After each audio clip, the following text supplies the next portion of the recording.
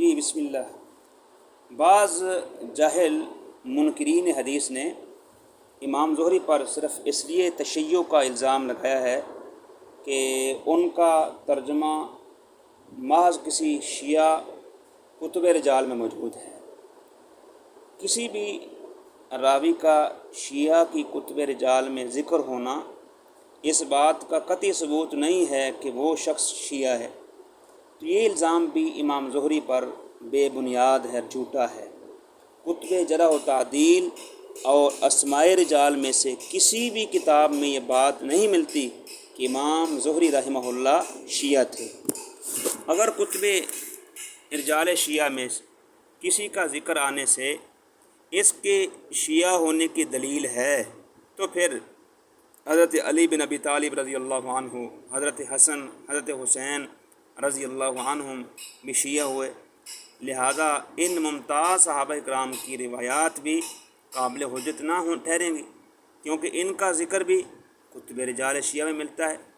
اور دوسری بات یہ بھی ذہن میں رہے، اس دور میں تشیع سے مراد حضرت علی اور اہل بیت سے محبت تھی، یہ حضرت علی کو مقدم رکھنا مراد تھا۔ ہمارے دور میں تشیع ہے، اس میں غلو پایا جاتا ہے، یعنی یہ سراسر رافضیت ہے۔ تو اس دور کے تشیع کو، رافضیت کو اس دور کے تشیع پر قیاس کرنا صحیح نہیں ہے۔ محض راوی کا شیعہ ہونا مضر نہیں ہے، جبکہ وہ ثقہ ہے، عادل راوی ہے۔ ایسے روات کی روایات محدثین نے قبول کی ہیں، یہاں تفصیل کا مقام نہیں ہے۔ مقدمہ فتح الباری اور دیگر کتب حدیث میں اس بحث کو دیکھا جا سکتا ہے۔ تو بہرحال یہ جو الزام ہے تشیع کا امام زہری پر، یہ بے بنیاد ہے، اس کی کوئی بنیاد نہیں ہے۔ تو یہ منکرین حدیث کے امام زہری پر یہ کیے گئے اعتراضات کا یہ بتفصیل جائزہ لینے کے بعد یہ بات روز روشن کی طرح واضح ہوتی ہے کہ یہ اعتراضات اپنے اندر کوئی حقیقت نہیں رکھتے، بلکہ اصولی طور پر دیکھا جائے تو علماء جرح و تعدیل اور محدثین میں سے کسی ایک نے بھی آج تک اس بات کی وضاحت نہیں کی کہ امام زہری تدلیس، ادراج اور تشیع کی وجہ سے مردود اور مجروح ہیں، بلکہ اس کے برعکس ان کی ثقافت، عدالت، جلالت اور عظمت پر تمام محدثین کا اجماع ہے۔ اس کے ساتھ ساتھ میں آپ کے سامنے چند ان اعتراضات کا بھی جائزہ پیش کروں گا جو مستشرقین امام زہری رحمہ اللہ پر کرتے ہیں۔ مستشرقین وہ غیر مسلم اسکالر ہیں جو علوم شرعیہ کے اندر مہارت رکھتے ہیں اور وہ اسلام کو اور دینیات کو اس نگاہ سے پڑھتے ہیں تاکہ ان میں کیڑے نکالے جائیں اور عیوب کو تلاش کیا جائے۔ ان مستشرقین میں ایک متعصب یہودی مستشرق گولڈ ظہیر، جس نے امام زہری رحمہ اللہ پر کچھ اعتراضات کیے ہیں، اور یہ بات ذہن میں رہے کہ گولڈ ظہیر ہو یا دیگر مستشرقین ہوں، ان کا مقصود یہ ہے کہ ان راویان حدیث کو مطعون کر کے شریعت اسلام کو روکا جا سکے، شریعت اسلام کی جو تعلیمات ہیں ان میں شک شکوک پیدا کیے جا سکے۔ تو بہرحال گولڈ ظہیر نے ایک یہ دعویٰ کیا ہے کہ امام زہری اور بنو امیہ کے مابین جو روابط اور مراسم پائے جاتے تھے، اس کا نتیجہ یہ ہوا ہے کہ انہوں نے امام زہری کو مجبور کیا کہ وہ ان کے لیے حسب خواہش حدیث وضع کریں۔ یہ جو اعتراض ہے، یہ جو اشکال ہے، یہ اپنے اندر کوئی حقیقت نہیں رکھتا ہے۔ امام زہری جیسے راست گو، پختہ کار، عالم بعمل اور قابل حجت امام کا بنو امیہ سے ربط و تعلق ان کے وضع حدیث کے لیے اعلیٰ کار بننے کی دلیل کیسے بن سکتا ہے؟ علماء کرام کا ہمیشہ سے خلفاء اور سلاطین سے تعلق رہا ہے، مگر اس سے ان کی امانت و دیانت متاثر نہیں ہوئی۔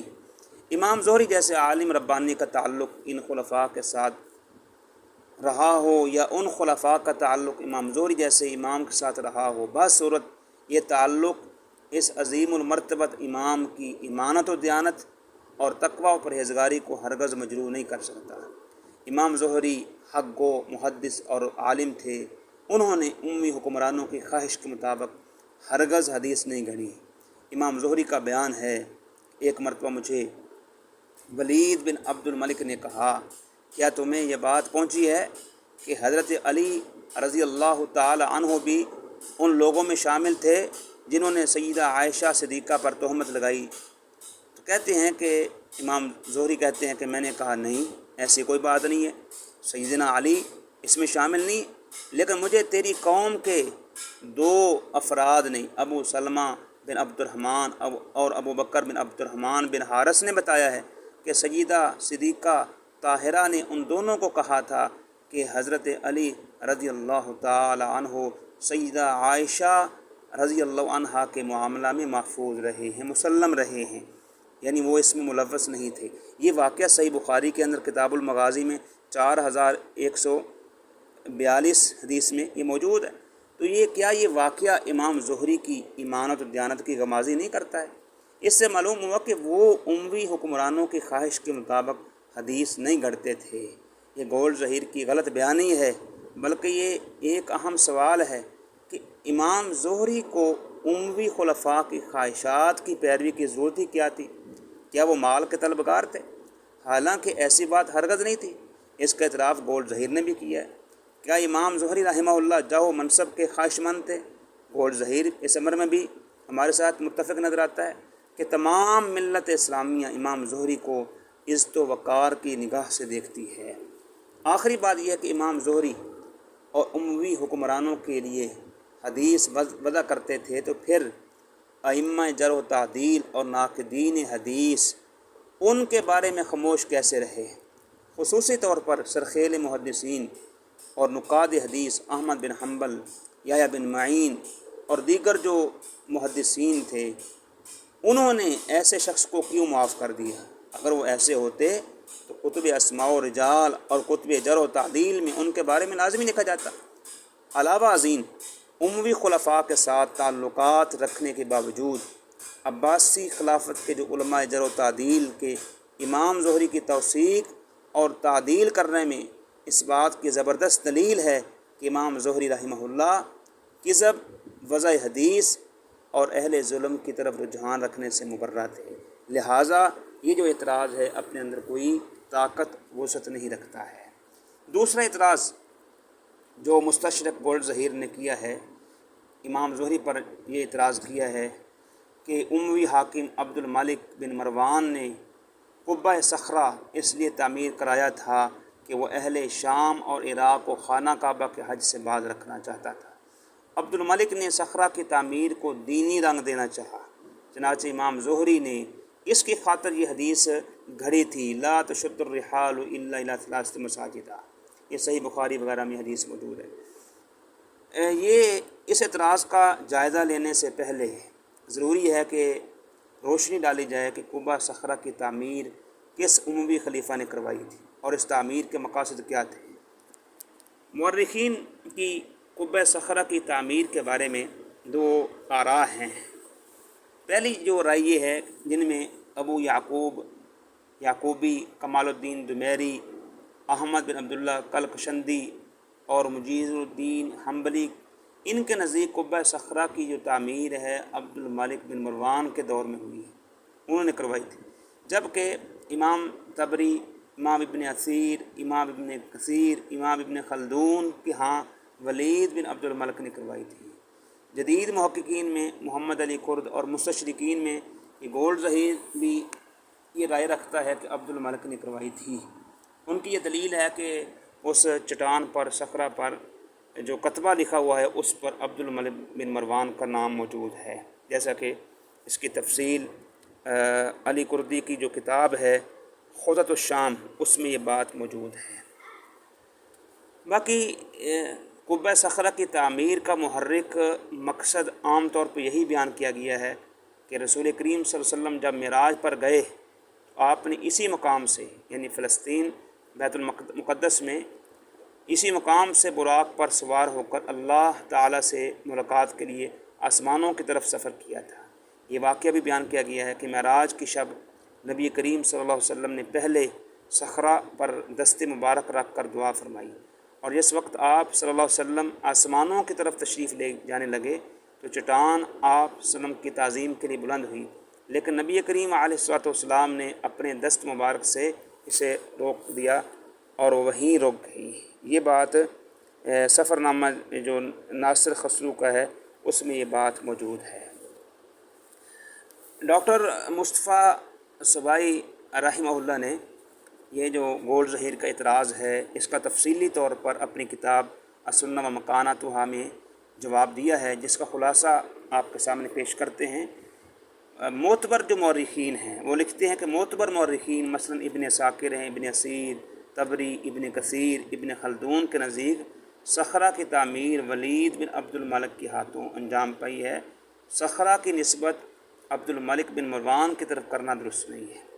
دوسرے نمبر پر گولڈ ظہیر نے جو بیان کیا ہے وہ بالکل غلط ہے، اس لیے کہ کوئی ایسی عمارت تعمیر کرنا جس کے حج کے لوگ آئیں کفر ہے۔ پھر عبد الملک ایسی جسارت کیسے کر سکتا ہے؟ عبد الملک کے دشمنوں نے اس پر بہت طعن کیے ہیں، بہت اعتراضات کیے ہیں، لیکن اس عمل کی بنا پہ اسے کافر نہیں قرار دیا اور صخرہ کی تعمیر کی وجہ سے اسے مطعون نہیں کیا ہے، جیسا کہ کتب تاریخ کے اندر یہ بات موجود ہے۔ تیسری بات، یہ پہلے بات معلوم ہو چکی ہے کہ امام زہری 51 ہجری کو پیدا ہوئے تھے اور عبداللہ بن زبیر رضی اللہ عنہ 73 ہجری میں شہید ہوئے۔ امام زہری کی عمر حضرت عبداللہ بن زبیر کی شہادت کے وقت تقریباً 22 سال بنتی ہے۔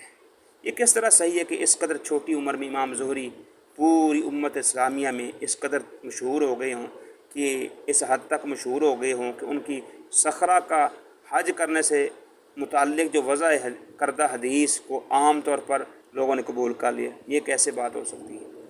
اور چوتھے نمبر پر تاریخی نصوص اور تصریحات اس بارے قطعی اور یقینی موجود ہیں کہ عبداللہ بن زبیر رضی اللہ تعالیٰ عنہ کے عہد حکومت میں امام زہری رحمہ اللہ نے نہ عبد الملک کو وہ جانتے تھے، نہ اس وقت تک عبد الملک کو انہوں نے دیکھا تھا۔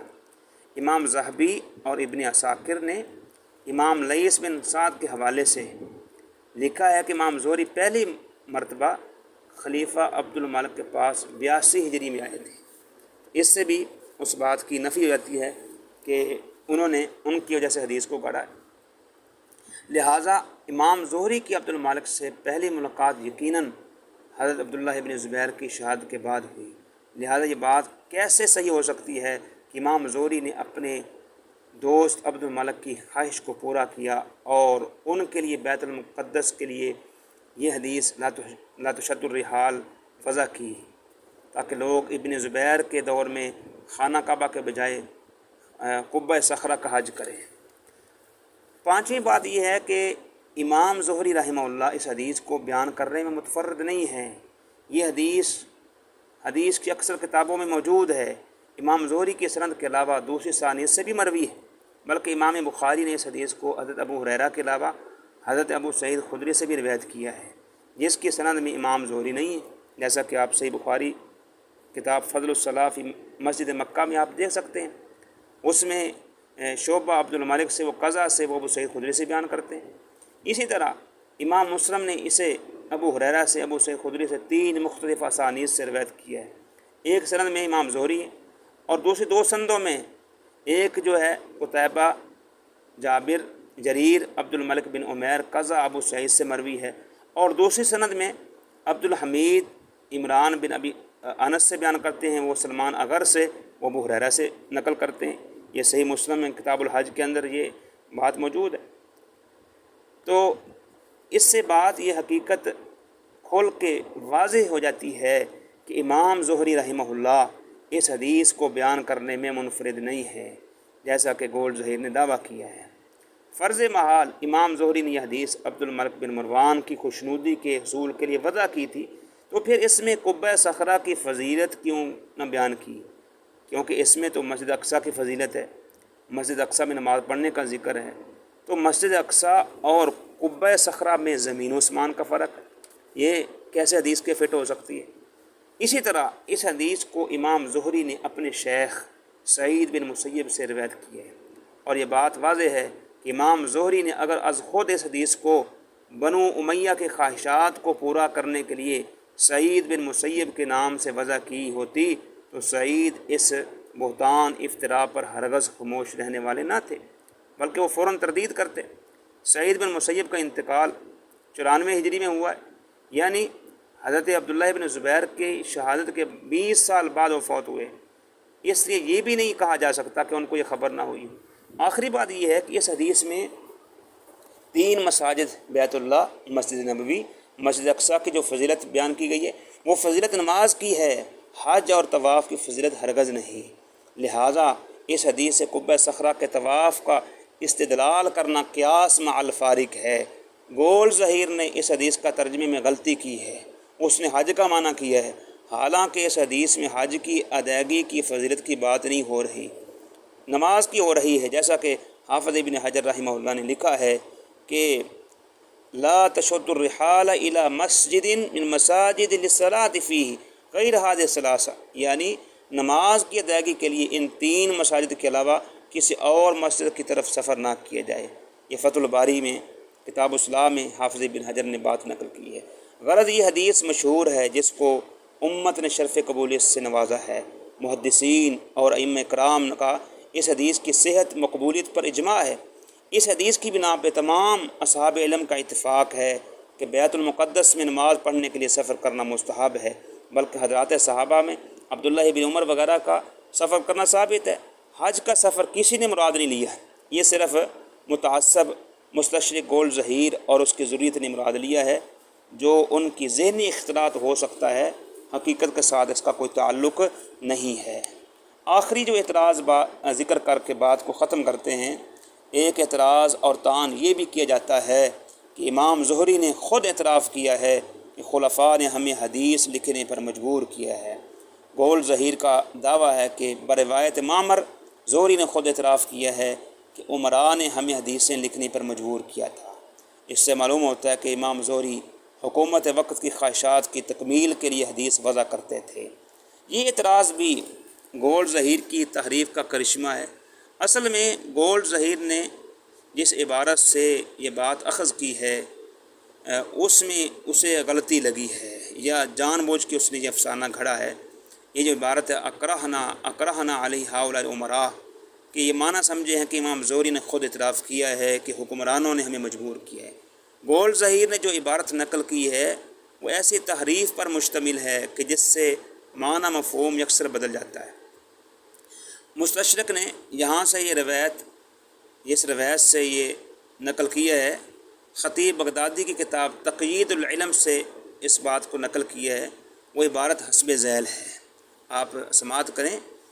امام خطیب بغدادی نے تقیید العلم میں صفحہ نمبر 107 میں لکھا ہے، کننا نقرہ، کہ امام زہری کہتے ہیں کننا نقرہ کتاب العلم حتی اکرہنا علی ہؤلاء الامراء فرأینا اللہ نمنع احد من المسلمین، یعنی ہم علم حدیث کو لکھنا ناپسند کرتے تھے، یہاں تک ان حکمرانوں نے ہمیں اس پر مجبور کیا، اس لیے اب ہم نے مناسب سمجھا کہ کسی بھی مسلمان کو اس سے نہ روکیں۔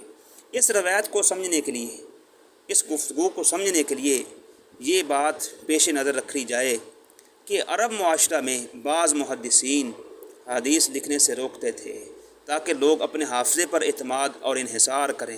اس پس منظر میں اگر اس روایت کو دیکھا جائے تو یہ بات سامنے آتی ہے کہ امام زہری رحمہ اللہ نے یہ کہنا چاہتے ہیں کہ وہ حدیث کو تحریری صورت میں لانے کو ناپسند کرتے تھے، مگر حکمرانوں نے ہمیں اس بات پہ مجبور کیا کہ حدیث نبویہ کو مدون کیا جائے، ضبط کیا جائے، تاکہ آئندہ لوگ اس پر عمل کر سکیں۔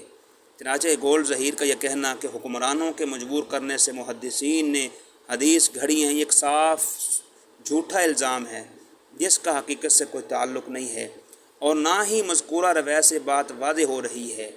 گول ظہیر نے جو عبارت نقل کی ہے اس میں اس نے نہایت صفائی سے ایسی تحریف کی ہے کہ عبارت کا مفہوم بالکل الٹ گیا ہے۔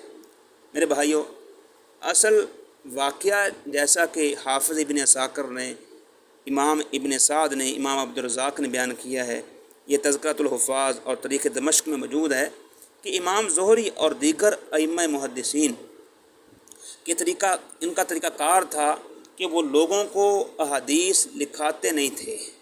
امام زہری فرمایا کرتے تھے کہ اس سے میرا مقصود یہ ہے کہ لوگ اپنے حافظے پر اعتماد کیا کریں اور تحریر پر اعتماد نہ کریں۔ جب ہشام نے ان سے اپنی اولاد کے لیے حدیث لکھوانے کی درخواست کی تھی اور امام زہری کے حافظے کا امتحان لینے کی غرض سے اپنے لڑکے کو حدیث املا کروانے پہ اصرار کیا تھا، تو امام زہری رحمہ اللہ نے 400 حدیث لکھوائی تھی۔ اس کے بعد امام زہری جب ہشام کے پاس سے اٹھ کر باہر آئے تھے تو انہوں نے بلند آواز سے کہا تھا کہ این انتم یا اصحاب الحدیث، کہ اصحاب الحدیث تم کہاں ہو؟ پھر انہوں نے اصحاب الحدیث کو 400 حدیث بیان فرمائی۔ تو یہاں امام زہری کی اصل جو عبارت ہے وہ انتہا درجے کی ایمانت و دیانت اور اخلاص و للہیت کو ظاہر کرتی ہے کہ انہوں نے اس بات کو گوارا ہی نہیں کیا کہ جس چیز سے عام لوگوں کو منع کیا کرتے تھے اس کو صرف امراء کے لیے مباح کریں اور عوام کو اس سے محروم رکھیں، بلکہ امراء کے لیے اس کو مباح کیا تو سب لوگوں کے لیے یہ فیض عام ہونا چاہیے۔ اس لیے باہر آتے ہی امام زہری رحمہ اللہ نے مجمع عام میں اعلان کر دیا تھا کہ وہ احادیث جو ان کو لکھوائی تھیں وہ سب بیان فرما دی، لیکن اس مستشرق پر افسوس ہے کہ اس نے اس قول کی بنیاد پر امام زہری کی طرف یہ بات غلط منسوب کی ہے کہ امام زہری حکمرانوں کی خواہش کے لیے حدیث وضع کیا کرتے تھے، حالانکہ ایسی بات نہیں ہے۔ کہیں کی اینٹ کہیں کا روڑا، بان متا نے کنبا جوڑا، دونوں عبارتوں میں زمین و آسمان کا فرق ہے۔ تو یہ کچھ چند اعتراضات تھے جو مستشرقین میں گولڈ ظہیر نے یہ امام زہری رحمہ اللہ پہ الزامات کی بچھاڑ کی ہے۔ کچھ اور بھی الزامات اور اعتراضات ہیں جسے ڈاکٹر مصطفیٰ سبائی نے السنہ و مکانتہا میں ذکر کر کے ان کا مدلل اور مسکت جواب دیا ہے۔ شائقین جو یہ لیکچر سن رہے ہیں سنہ و مکانتہا اس کی طرف مراجعت کر سکتے ہیں۔ اس تمام بحث کا اور اس محاضرہ کا لیکچر کا خلاصہ بحث یہ ہے کہ متعصب یہودی مستشرق گولڈ ظہیر اور منکرین حدیث کے امام زہری رحمہ اللہ پر لگائے گئے ان بیجا الزامات اور بے حقیقت اعتراضات کو صحیح تسلیم کر لیا جائے تو حدیث رسول کے باب میں امام زہری کا اعتماد یکسر ختم ہو جاتا ہے اور ان کی روایت کردہ حدیث سب ساقط الاعتبار ہو جاتی ہے۔ امام زہری پر اعتماد اٹھ جانے کا کہ یہ معنی ہیں کہ ذخیرہ حدیث سے اعتماد اٹھ جائے۔ علاوہ ازیں امام زہری ہی نے سب سے پہلے حدیث رسول کو مدون کیا تھا، اس لیے بعد کے تمام محدثین اور مدونین کتب حدیث کا ماخذ اور مرجع تقریباً امام زہری اور ان کی مرویات ہیں۔ دین کے دشمنوں کی سازش یہ ہے کہ امام زہری سے اعتماد اٹھ جائے اور لوگوں کا حدیث سے بھروسہ ختم ہو جائے، اس لیے انہوں نے اس عظیم ہستی پر یہ سارے کے سارے اعتراضات الزامات کی بچھاڑ کی ہے جن کی حقیقت ہم نے آپ کے سامنے عیاں کی ہے۔ خلاصہ بحث یہی ہے، امام زہری رحمہ اللہ تعالی ایک عظیم المرتبت محدث اور جلیل القدر امام تھے۔ انہوں نے رسول اللہ صلی اللہ علیہ وسلم کی حدیث مبارکہ کو محفوظ کیا اور انہیں مدون کیا، اور ان پر کی جانے والے تمام اعتراضات اور الزامات متائن تمام کے تمام باطل ہیں اور بے حقیقت ہیں، ان کا کوئی بھی کہ وجود نہیں ہے۔ اللہ تعالیٰ سے دعا ہے کہ اللہ سبحانہ و تعالیٰ ہمیں قرآن و سنت کے مطابق عمل کرنے کی توفیق عطا فرمائے اور محدثین راویان حدیث کا دفاع کرنے کی توفیق بخشے۔ قصداً انہوں نے ایسے الفاظ نقل نہیں فرمائے ہیں جیسا کہ علامہ جلال الدین سیوطی کا بیان ہے۔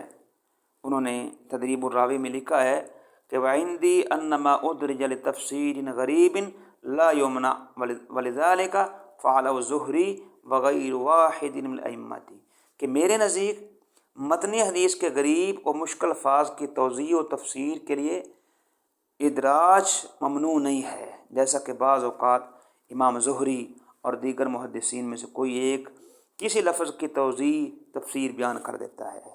یہی بات امام ابو زکریا انصاری نے فتح الباقی میں کی ہے، شرح الفیہ عراقی کے اندر وہ بھی یہی فرماتے ہیں کہ نعم ما ادرج لتفسیر غریب فمسامح فیہ ولہذا فعلہ الزہری وغیرہ من الائمہ۔ جی ہاں، جو غریب الفاظ کے تفسیر کے لیے ادراج کیا جاتا ہے اس میں گنجائش ہے، اس لیے امام زہری اور دیگر ائمہ کرام نے ایسا عمل کیا ہے۔ اس سے معلوم ہوتا ہے کہ غریب الفاظ کی شرح کرنا کوئی معیوب اور غلط نہیں ہے، لہٰذا امام زہری نے بھی صرف مشکل الفاظ کی توضیح کے لیے ادراج کیا ہے، جو کہ بالاتفاق جائز ہے۔ پھر امام زہری اس عمل میں منفرد بھی نہیں ہے، باقی ائمہ کرام بھی بس اوقات غریب الفاظ کی شرح کر دیتے ہیں، تو یہ طعن و تشنیع صرف امام زہری پر کیوں کیا جاتا ہے؟